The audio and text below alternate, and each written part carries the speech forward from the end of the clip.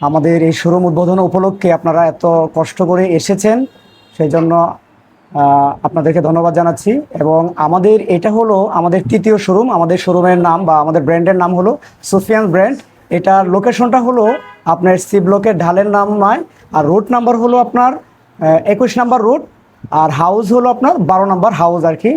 আর আমাদের পাশেই আমাদের নিজস্ব ফ্যাক্টরি, আর আমরা সারা বাংলাদেশে পাইকারি বিক্রয় করে থাকি। আমাদের প্রোডাক্টগুলো বেসিক্যালি হলো পাঞ্জাবি, হলো আমাদের মাদার প্রোডাক্ট আর কি। পাঞ্জাবি, পায়জামা, শার্ট, কুর্তা এবং হলো জুব্বা। আমরা পাঞ্জাবিটা এমন একটা বিষয় যে পাঞ্জাবি সবার কাছে আছে, কিন্তু জুব্বাটা অ্যাভেলেবেল না বাংলাদেশে, কারণ জুব্বাটা পরে অভ্যস্ত না মানুষে। সেই দিক বিবেচনা করেছে যে সুফিয়ান ব্র্যান্ড, যে অনেকেই হয়তো বা খুচরা বিক্রি করতেছে, হোলসেলে কেউ আসতেছে না।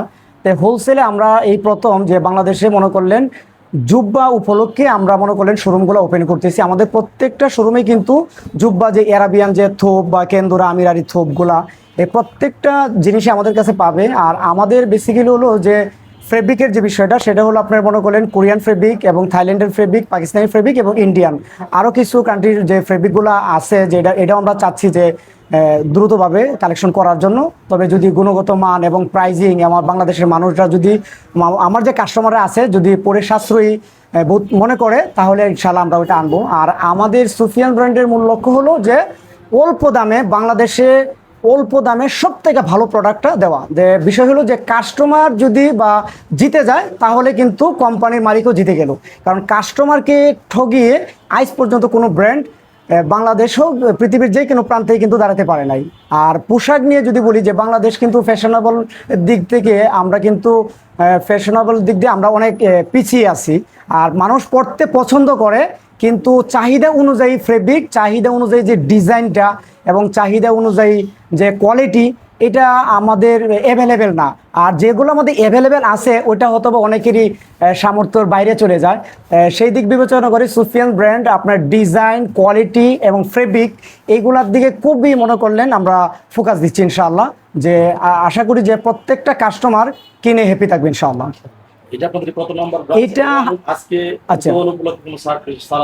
আচ্ছা, এটা হলো আমাদের তৃতীয় নাম্বার শোরুম মিরপুরে আমাদের। আর উদ্বোধন উপলক্ষে আমরা 20% ডিসকাউন্ট দিয়েছি। আমি আরেকটা কথা বলি, কোনো ব্র্যান্ডের আমি নাম বলতে চাচ্ছি না, সেটা হলো অন্য অন্য ব্র্যান্ডে যে প্রোডাক্টটা আপনার 6000 টাকা বিক্রি হয়, ওই প্রোডাক্টটা আমরা কিন্তু 3000 টাকা, মানে একদম সীমিত প্রাইসে আমরা প্রোডাক্টটা সেল করতেছি।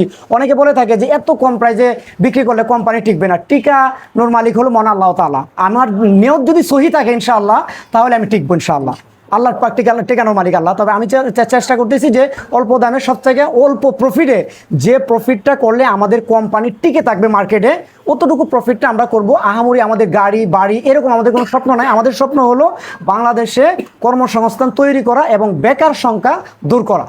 এবং আমরা সুফিয়ান ব্র্যান্ডের স্বপ্ন দেখে যে বাংলাদেশ নিয়ে আমরা যে স্বপ্নটা দেখি যে উন্নত, যে 10টি রাষ্ট্রের মধ্যে আমাদের একটা উন্নত রাষ্ট্রের মধ্যে আমাদের বাংলাদেশের রাষ্ট্রের একটা নাম তৈরি হোক। সেই জন্য কিন্তু আমাদের প্রত্যেকেরই আগে আসতে হবে, যে উদ্যোক্তা, নতুন নতুন উদ্যোক্তা তৈরি হতে হবে।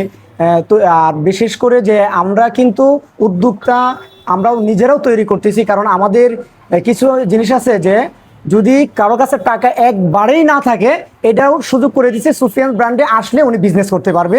আমাদের স্যাম্পল নিয়ে যদি মার্কেটিং করে উনি একটা মার্কেট তৈরি করতে পারে বিনামূল্যে, উনি এটা এমন আছে যে টাকা দিয়ে কিনে ওনার প্রোডাক্ট বিক্রি করতে হবে এরকম না, বিনামূল্যে উনি টাকাটা মার্কেটিং করে প্রোডাক্ট উনি বিক্রি করে ওনার প্রফিট তৈরি করতে নিতে পারবে আর কি।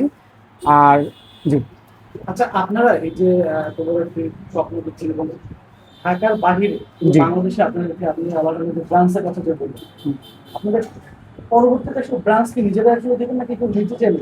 আচ্ছা, প্রথম কথা হলো যে আমরা যে ডিলার, যে মানুষের যে ডিলার দিচ্ছে, মানে পোশাক শিল্পটা নিয়ে যদি আমি বলি, এটা একটা প্রতারণার দিকে যাচ্ছে। সেটা হলো যে ডিলার দেওয়াটা, যে মনে করলে অনেকে বলতেছে যে আমার শোরুম ডেকোরেশন এইটা ওইটা নানান দিকে করে দিব। আমি আমার যে হোলসেল যে ক্রেতারা, তাদের উদ্দেশ্যে আমি বলতে চাই যে আপনি কিনে যদি না জিততে পারেন, আপনি কাস্টমারকেও জিততে পারবেন না এবং আপনি নিজেও জিততে পারবেন না। তার মানে হলো আমি যদি একটা শোরুম ডেকোরেশন করে দিই, তাহলে কিন্তু এই ডেকোরেশনটা কিন্তু আমি উঠাবো কেয়ার মাধ্যমে।